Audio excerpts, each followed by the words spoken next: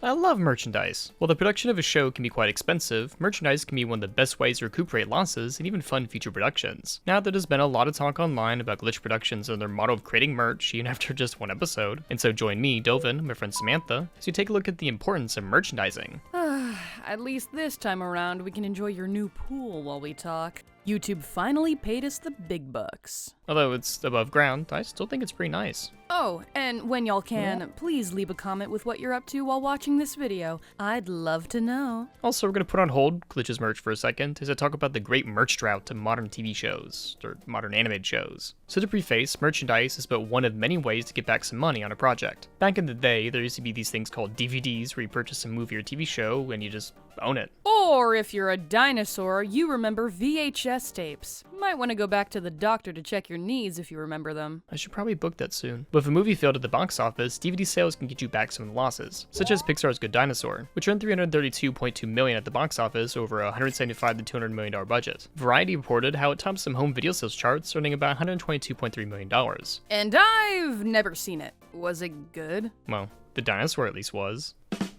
We can also point to Family Guy. That show was saved thanks to Adult Swim picking up the show after second cancellation and very good DVD sales. And DVDs were also a great way to show off ads for other shows and movies, which could entice viewers to buy merchandise of those as well. Alright, that's enough about DVDs. Just tell me about this merch drought or whatever. Well, with the rise of streaming services, DVD sales began to dwindle. What once gave life to a show is essentially now gone. In tandem with that, actually finding physical merch of a currently animated aired show started to go as well. On the top of your head, do you remember seeing any Bauhaus merch? I remember seeing some Funko Pops and shirts at Hot Topic. I mean, plushies or action figures. Wait, are you saying Disney never bothered to make any for their show? Not that I could find. Damn, that's shit. Alright, now let's check Big Mouth, a show that got 8 seasons on Netflix, and they currently sell a cup in the water bottle. Wow. For their biggest animated show, that's really nothing. Unless the concept is super massive or is part of a franchise, then you're lucky to even have anything more than a t-shirt. Or, for Big Mouth, no shirts. Say for example, K-pop Demon Hunters, which has 32 pages of merch on Netflix. A lot of larger companies don't want to take the risk on piles of potentially unsellable merchandise if they can help it. And that's completely understandable, as they want to make a profit with what they create. So what makes indie production different? A lot, but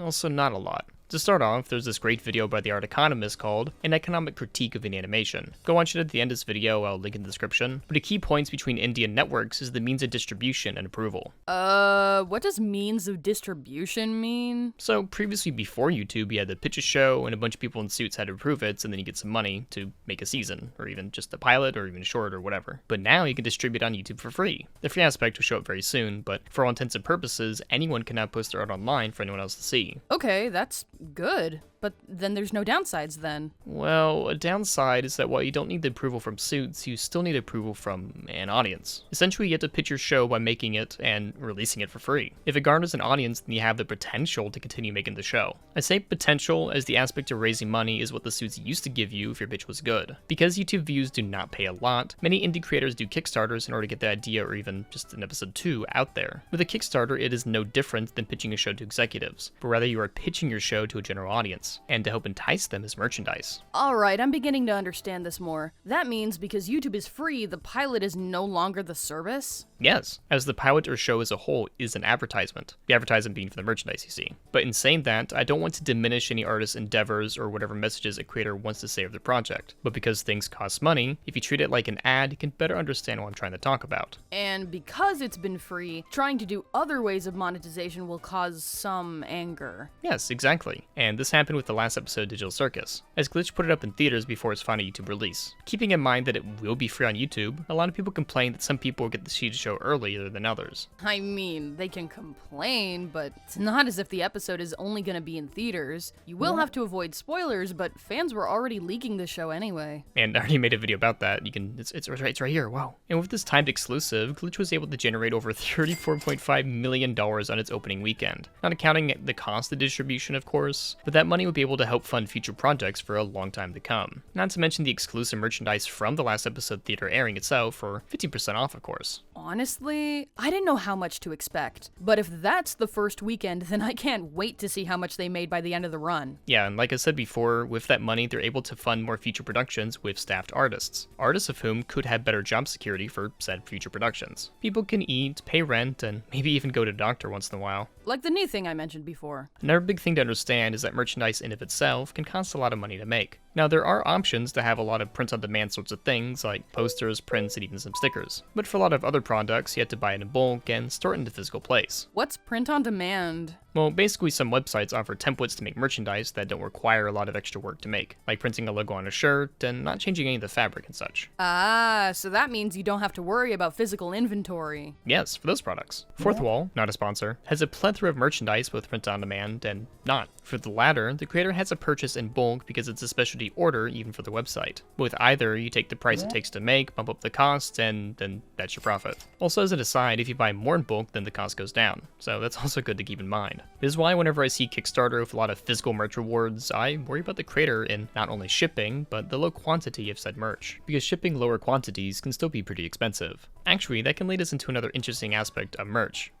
good or bad merch. The best way I can describe what that means to me is how much input the creator has of the product, what the actual product is, and how expensive it is for what it actually is. Like I mentioned before, a lot of shows rarely have merch. Best you'd have is maybe some Kickstarter stuff the creator did, or maybe a U2's if the thing was popular enough. Maybe even a makeshift plush as well. I know I want one.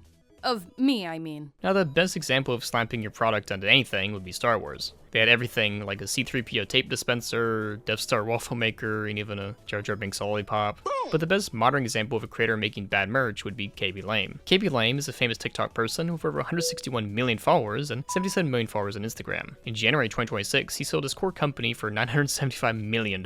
Amazing deal. Love that for any creator. What came of it is Walmart having a bunch of garlic peelers, garlic crushers, and even nut choppers with bad graphic design, and his name slapped on it. So basically, any bad merch is just the creator allowing a label to slap itself on a thing and calling it a day. Yes. Also, as an aside, I found it funny that some people got mad when he showed up in the 007 game. If I had 161 million followers, I'd also want to show up in a 007 game. Also, I could talk about how getting popular names is important for your indie show, but that'll be for another video. Anyway, stuff like Glitch is different as creators of the show have direct input on what they sell. After all, this is their OCs, they gotta at least have some input. Ross sent a tweet specifically saying that he worked extremely close with Glitch on every single merch item. I think that's just amazing, that as a creator, you even have a hand in merch. Not like a company just making it and telling you to promote it anyway. I make a big emphasis on merchandise because this is 80% of how Glitch makes its revenue. In fact, it wasn't that long ago that Glitch had a sister channel that was able to help make money for productions. That was called SMG4, and they have since retired the channel. Honestly, I think we're in the golden age of being able to purchase items based on your favorite online works. Because this business has been very profitable for so many creators, there are so many ways you can get merchandise from what you see online without resorting to scalping. Well, until the product inventory goes down. Not to mention the variety. Like, Gameaverse has posters, blind boxes, plushies, keychains, apparel, and pins right out the gate. I did see quite a few people talk about how they disliked the fact Glitch made so much merch after a pilot, but that's the purpose of a pilot, to see if there's interest. If they can make money in the meantime, they can better budget for either future episodes of the show or other projects in general. Now, this isn't to say that you should go out and buy everything from a show that you like to support them. I think if you want to support a show, getting even just one piece of merchandise, even on discount, contributes to this new age of show creation. That, as well as just posting about it and even drawing fan art. I always love to see the fan art you draw of us. If we can have things like this, instead of heavily relying Kickstarters for every episode of a thing, while also having a sustainable way to pay people, then I think this is a brighter future for online creation. But is that to say for your project that you have to have all this merchandise at once? No, not at all. You should be able to make what merchandise you want to without breaking the bank, and also serving the audience with what they want. Not only that, you shouldn't write a story or characters in order to produce merchandise. Don't worry, you'll figure out a way to make that merch after the fact. Either in studying how others do it, or commissioning a friend for guidance or artwork for your future merch. Personally, I've dabbled in making merch myself. I also guessed that this year's 2026 MomoCon along with Samantha, and I gave out free pins of us to fans. I bought a button making machine and handmade these to get a feel of the creation process up front and what sorts of stuff I want to do in the future. While I personally don't have any online merch right now, the best way you can support my channel is to like, subscribe, and join my Patreon. There's behind the scenes content for my videos, and your dollar will help this channel continue what we do here. I have some concepts of what sorts of merch I might make, and even some fake merch in my set like these coasters in the living room.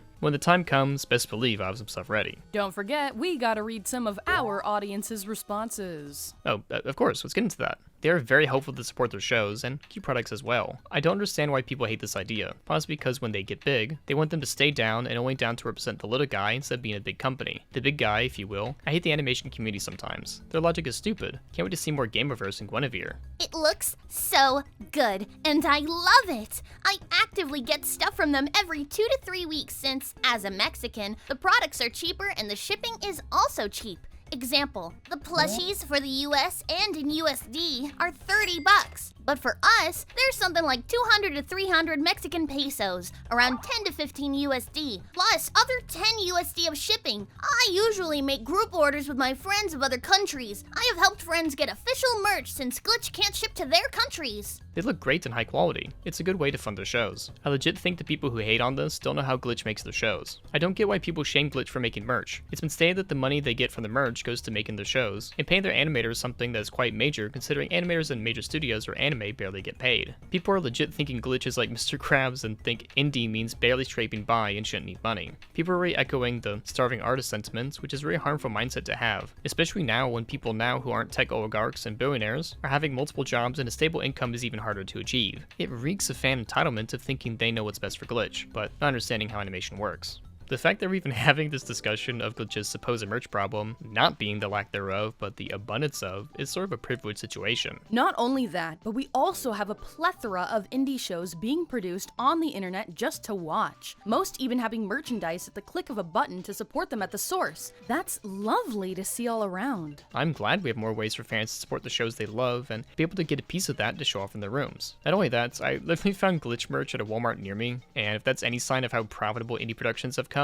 then I don't know what is. Besides TDEC earning over $35.4 million at the box office, of course, and also TDEC being in Fortnite. A lot of stuff, it seems. Anyway, I wish the best of luck for Glitch along with you, the viewer, and what you have to offer for your projects. Yeah, it was fun chatting about this, but I gotta dry off and get ready for work tomorrow. Oh, be prepared for next time. We're going camping. And don't forget to charge your car this time.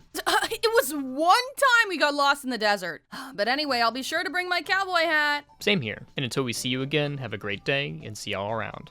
Hey, no funny bits at the end here, but I just wanted to say that as the voice actress for Samantha, I am recording this the day before my birthday, and when this video releases, it will be after my birthday. So, pretty please, just for me, type in the comments, happy birthday Samantha, or happy birthday VB, that's my name. I would really appreciate it, and Doven has to keep this at the end of the video because that's his birthday gift to me. Anyway, bye, I love you.